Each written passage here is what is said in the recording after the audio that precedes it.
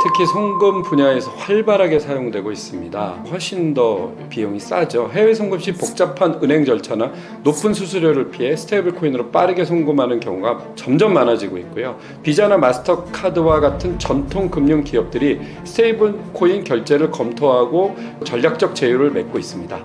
현재 대한민국에서는 안녕하세요. 코인으로 사는 집의 저자 고진석입니다. 저는 지난 7년간 은행 증권사를 비롯한 기존 금융권의 블록체인 기술을 접목하는 사업을 해왔습니다.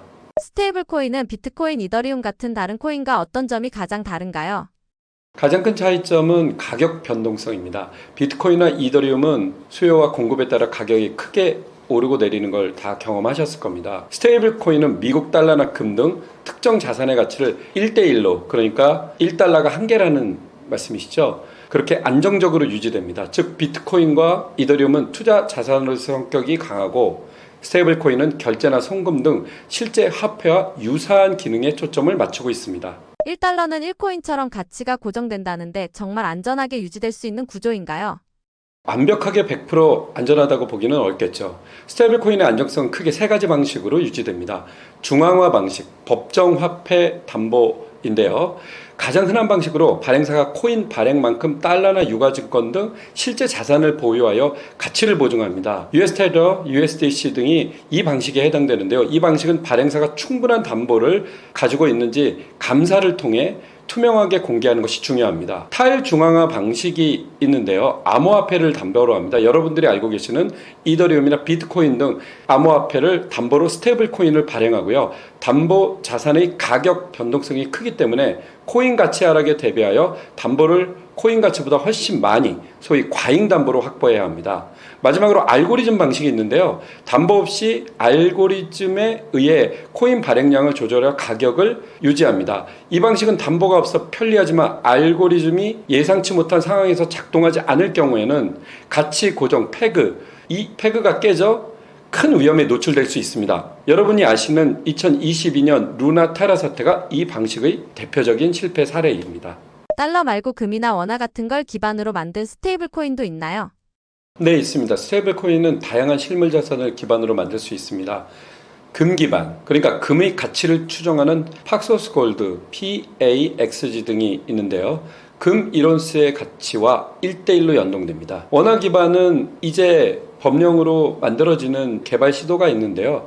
아직까지는 쓰일 수가 없지만 곧 법령에 의해서 스테이블 코인이 만들어질 것으로 예상하고요. 기타 유로화, 일본 엔화, 그리고 심지어 부동산 등 다양한 자산의 가치를 추정하는 스테이블 코인 개발이 논의되고, 특히 일본 엔화의 경우 실제 사용되고 있습니다.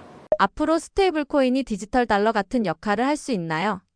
이미 미국 달러를 기반으로 한 스테이블 코인인 US 테더, USDC. 테더라는 말은 이탈리아어로 묶는다는 뜻이고요. 달러와 코인을 묶었다는 뜻이고, USDC는 최근에 상장한 서클, 그리고 코인베이스에서 사용되고 있죠. 디지털 달러와 같은 역할을 하고 있습니다. 비트코인이나 이더리움 같이 변동성 자산의 중간다리 역할을 하거나 국제 송금에 활용되면서 국경을 넘어선 디지털 금융의 핵심 인프라로 자리 잡고 있고요. 특히 개발도상국에서는 자국 통화의 불안전성을 피해 스테이블 코인을 사용하는 사례가 이미 늘고 있습니다. 앞으로 각국 정부가 발행하는 중앙은행 디지털 화폐 CBDC와 경쟁하거나 협력하면서 디지털 금융 시장의 주류로 더욱 부상할 것으로 예상되고 있습니다. 해외에서는 실제로 스테이블 코인으로 물건을 사거나 송금을 하는 경우가 많나요?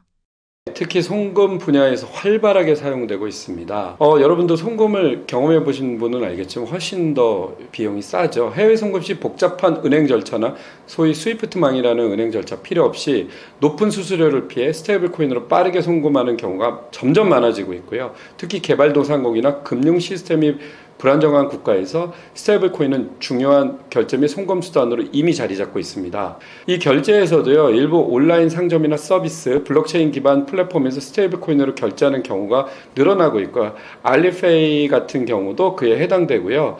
그 신용카드처럼 아직은 광범위하게 쓰이는 수준은 아니지만 점점 늘어나고 있고, 다만 페이팔이 자체 스테이블 코인 PYUSD를 이미 출시했고요. 비자나 마스터카드와 같은 전통 금융 기업들이 스테이블 코인 결제를 검토하고 그리고 전략적 제휴를 맺고 있습니다.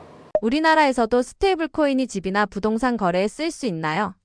현재 대한민국에서는 스테이블 코인을 집이나 부동산 등 실물 자산 거래에 직접적으로 사용할 수 없습니다. 그러나 이제 과세가 시작되는 그 시점에서는 이미 자산으로 인정되기 때문에 대략 저희가 보기엔 2027년부터는 현실적으로 가능하지 않을까라는 추측을 할 수 있고요.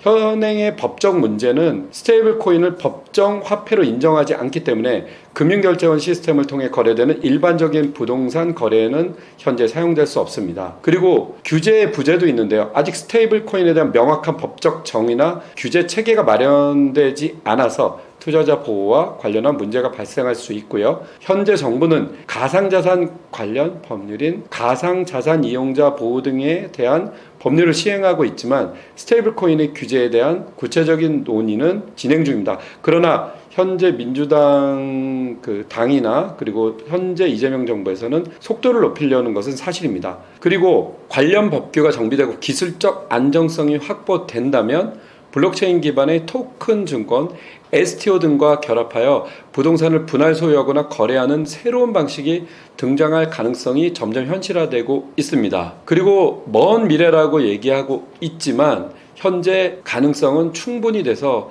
한 3년 안에는 실현 가능성이 있을 거라고 좀 과감하게 예측해 볼 수 있습니다.